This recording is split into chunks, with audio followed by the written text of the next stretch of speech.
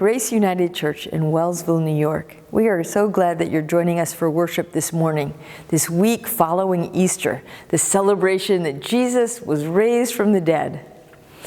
Did you know that traditionally the week following the resurrection is called Bright Week? After the long Lenten season, it's a time of great hope. And what a wonderful week this has been. We began it by celebrating the resurrection of Jesus. Then during the week, here in Western New York, we began to see the crocuses blooming. In the book The Lion, the Witch, and the Wardrobe, the land of Narnia was covered in snow for as long as anyone could remember. It was said of Narnia that it was always winter, but never Christmas. But when Aslan, the Christ figure, started to move, to come to Narnia, everything began to change. The crocuses emerged and the trees started budding and blooming. It was a beautiful time. The warmth of spring reminded them, and it reminds us, of God's love and care for us. As the flowers spring up, we're reminded of God's creativity and tender care in creating such a beautiful and hospitable world for us to enjoy. This week, we were also reminded that not only are we invited to enjoy the world, but we are called to be good stewards of all God has created. Friday was Earth Day, and every year on April 22nd, Earth Day marks the anniversary of the birth of the modern environmental movement. It's a time to celebrate God's creation, as well as a time to be reminded of our role as Christians and as human beings to be faithful stewards of the earth and all of its resources. April 22nd, 1970 was the first time Earth Day was observed. An estimated 20 million people nationwide attended the inaugural events at tens of thousands of sites, including elementary and secondary schools and universities and community sites across the United States. And well, now we take it for granted, but it was an idea of a particular person. Senator Gaylord Nelson from Wisconsin. He had long been concerned about the deteriorating environment in the United States. In January of 1969, he and many others witnessed the ravages of the massive oil spill in Santa Barbara, California. Inspired by the effectiveness of the student anti-war movement, he wanted to infuse the energy of student protests with the emerging public consciousness about air and water pollution. So Senator Nelson announced this idea for a teach-in on college campuses. He announced it to the national media, and he persuaded Pete McCloskey, a conservation-minded Republican representative, to serve as his co-chair. They recruited Dennis Hayes, who was a young activist, to organize the campus teach-ins, and they chose April 22nd, a weekday falling between spring break and final exams, to maximize a great amount of student participation. Earth Day 1970 achieved a rare political alignment. It enlisted support from Republicans and Democrats, rich and poor, urban dwellers and farmers, business and labor leaders. People from all parts of the country marched and cleaned streams and cleaned city streets and attended rallies and began a movement to effect change in the way that the land was cared for. These 20 million participants made Earth Day a success. One of Senator Nelson's goals was to bring national awareness to the fact that at that time, there were absolutely no legal or regulatory mechanisms in place to protect the environment. That day instigated a movement, and the movement gained momentum. That first Earth Day led to the creation of the United States Environmental Protection Agency within just a few months. And then in subsequent years, many environmental laws were ratified, including the Environmental Education Act, the Occupational Safety and Health Act, and the Clean Air Act. 2 years later, Congress passed the Clean Water Act. A year after that, Congress passed the Endangered Species Act, and soon after, the Federal Insecticide, Fungicide, and Rodenticide Act. These laws have protected millions of men, women, and children from disease and death, and they've protected hundreds of species from extinction. Many Christians have played instrumental roles in bringing change. Here are just a few Christian environmental groups that you may or may not have heard about. Plant with a Purpose, Target Earth, Eco Justice Collaborative, National Religious Partnership for the Environment, Ensemble Institute, La Roca, Biologos, the American Scientific Affiliation. Christian groups like these and Christians who are involved with them take seriously God's call to steward the earth. They remember that we are called by God to live faithfully with what we have been entrusted. Now, at the beginning of Lent, on Ash Wednesday, we remembered how human beings are not separate or not disconnected from the earth. In fact, we are a part of the earth.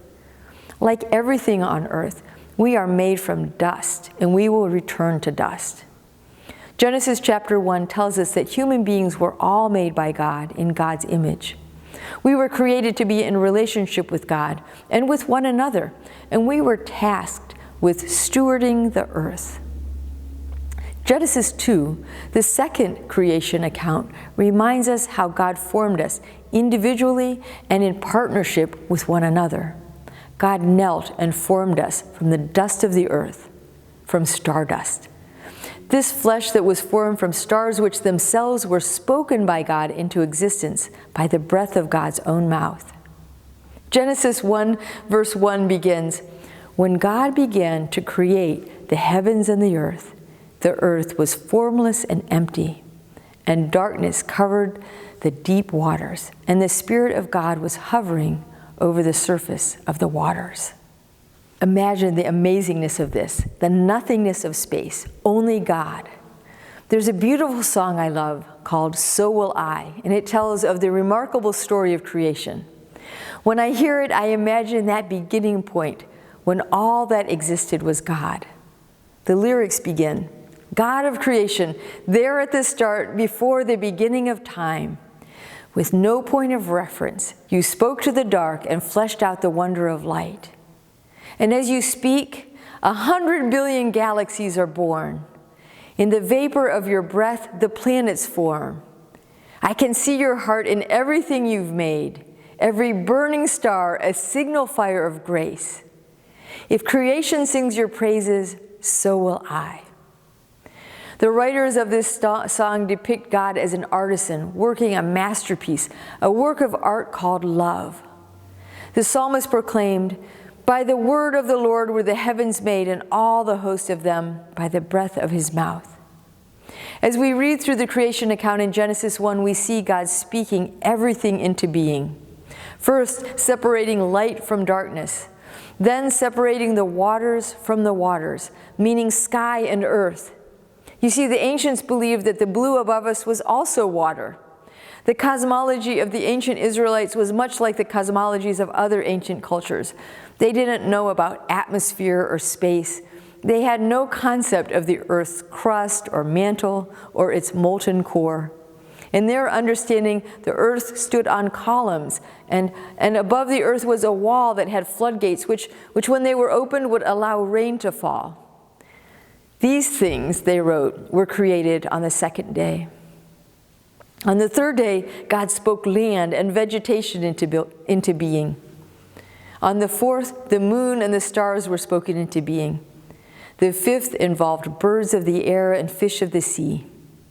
The sixth, animals and then human beings. The creation stories of Genesis 1 and 2 teach us truths about God and about God's love for us and desire for a relationship with us. Genesis chapter 1 verse 26 through chapter 2 verse 1 are crucial for us to understand. It's in these verses that God creates human beings and puts them in charge of all that was created. Because we were uniquely created in God's image, we were tasked with stewarding all that God had created. God is so generous with us. God said, "Look, I have given you every seed-bearing plant throughout the earth and all the fruit trees for your food. And I have given every green plant as food for all the wild animals, the birds in the sky and the small animals that scurry along the ground, everything that has life." We were created in God's image to be in relationship with God. And in turn, we are called to work alongside with God to care for all that God created. Now, for a while, everything went along splendidly with these first human beings until people decided that they would rather choose their own path. They would rather determine for themselves what is best for them. That story tends to repeat itself throughout history, doesn't it? As people choose what's best for themselves, their selfishness alienates them from others and from God. We set ourselves up for a whole lot of hurt. In Genesis chapter 2, human selfishness and self-centeredness is depicted as people eating from the tree of the knowledge of good and evil. People wanted to decide what to do based on their own perspectives and interests, and that led to alienation. They hid from God, and when God found Adam and Eve hiding in the garden, He asked why they were hiding. They confessed, and they blamed one another. More alienation. Then God informs them of what their world will be like when they choose to determine what will be best, when they choose right or wrong based on their own wisdom or self-interest. Basically, life will be hard. And it has been, hasn't it? People fight over water. Those upstream hoard, while farmers downstream haven't enough water for their crops or their animals or their families. People in some parts of the world feast while others die of starvation. Some ships go out to the ocean and dump trash while other people can't catch enough fish to stay in business. These events that God told of were not prescriptive. God didn't lay down these rules to punish people, but rather these are results. These are proscriptive announcements. God was describing what will happen. You see, when people live by their own choices, choosing selfishness rather than God's way of love, they will suffer. At a more individual or familial level, we see this in the successive generations of how relationships between men and women suffer when love isn't the guiding principle. Perhaps the curse upon women might be more rightly understood rather than physical as emotional pain and trauma that occurs in families. For example, the way Hagar and Leah were treated, and the hurt and alienation that we see in families where there were multiple wives and women were sometimes used to bear other people's children. Consider that the curse of pain in childbearing would be more accurately understood as men and women abusing other women like Sarah did to Hagar. This creates painful environments in which children are conceived. Or the sin of David preying upon Bathsheba and the pain that brought to his family. The pain of childbirth pales in significance to the pain of dysfunctional family relationships, as is clearly seen in the sagas of the families of the Old Testament. Hard times for humanity, for men or women, was not God's plan or prescription. It is what God announced. God gave a proscription of what would happen when love doesn't come first.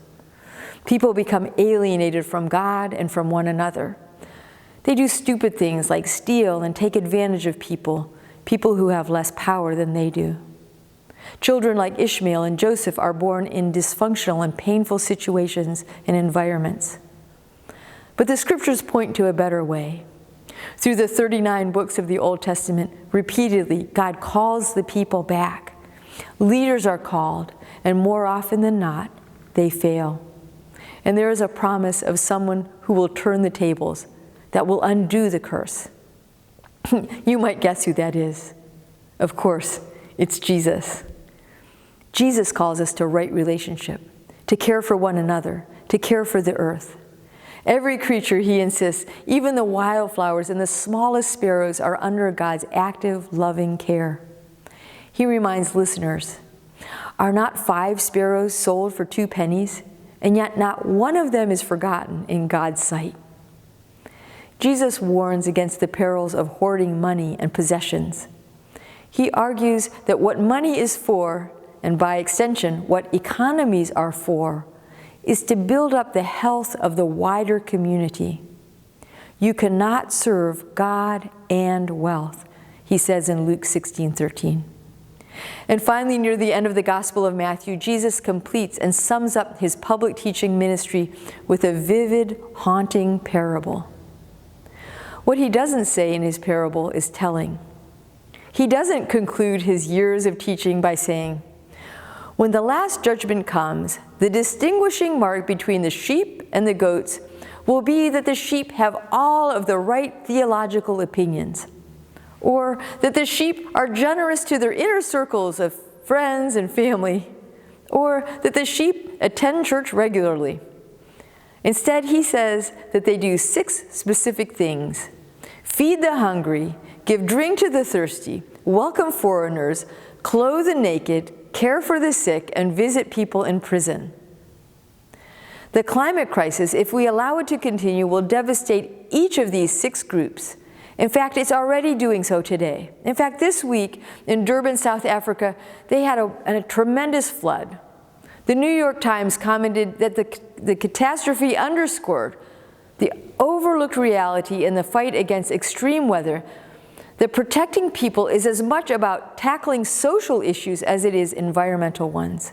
You see, several years ago, as Durban prepared to host the World Cup of Soccer, they moved hundreds of residents from their tin shacks near the city center to a flood-prone field south of town. This new little settlement was a tight cluster of little homes made of drywall without electricity and tucked between a noisy highway and a river. The officials acknowledged the flood risk, but they promised that within 3 months, all of these people would be moved into permanent houses. But 13 years later and 4 devastating floods afterwards, nothing has changed. This flood was the worst yet. Vacation homes, their support pillars washed away, they dangled from the mud-streaked hillsides, and below them there were these tin shack homes that were buried. 448 people perished. Extreme weather, famine, and disease threatened the impoverished and disenfranchised first of all and most of all. Around the world, we have a refugee emergency, but the climate crisis promises to create waves of desperate migration that will dwarf today's challenges. In turn, it will intensify authoritarian politics and incarceration rates and the likelihood of war. When it comes to the least of these, the climate crisis is indeed the perfect storm. Taking Jesus seriously means confronting it with vigor, resolve, and lifelong commitment. Our members at Grace United care deeply about the environment and have been involved individually and corporately in efforts to protect and preserve the environment. This church is committed to recycling everything from paper and plastic to our disposable communion cups. Did you know that only 9% of all plastic waste on Earth has been recycled? When we hear statistics like this, we can feel overwhelmed. Sites like The World Counts has scoreboards with numbers continually scrolling, displaying, for instance, how many tons of resources are extracted from the Earth. And it keeps scrolling. How many tons of waste are dumped globally each minute? How much time is left till the end of rainforests if current trends continue? How many tons of plastic is dumped into the sea? And it keeps scrolling. They calculate that the world could run out of rainforests in 2100, food in 2050, fish in 2048, and water in 2040. These numbers worry us. We want to take action. This week, many of you sent in pictures of what you do to protect the environment. Some of you choose to walk rather than drive. Others make birdhouses and pick up litter and recycle. Many choose to donate items to things like our rummage sale rather than trashing them.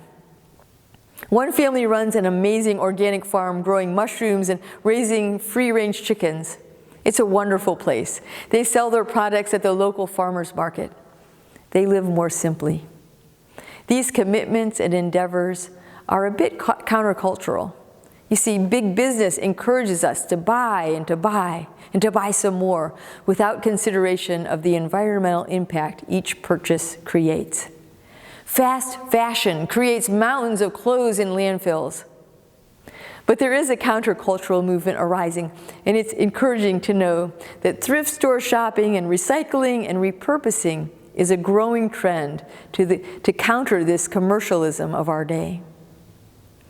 Did you know that just 100 companies are responsible for 71% of global climate emissions?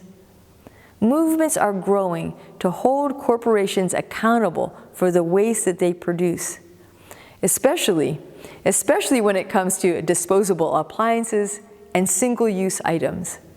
You may have heard of EPR programs, Extended Producer Responsibility. EPR is a strategic policy approach to ensure that producers and manufacturers take responsibility for the full life cycle of their products and packaging.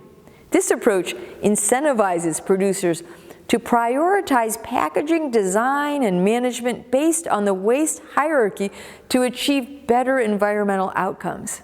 This means that more producers offer reuse and repair and recycling things over disposal to ensure that we keep waste out of our oceans and out of the environment. This represents a shift away from traditional waste management approaches, where the responsibility for funding rests with our communities and our residents.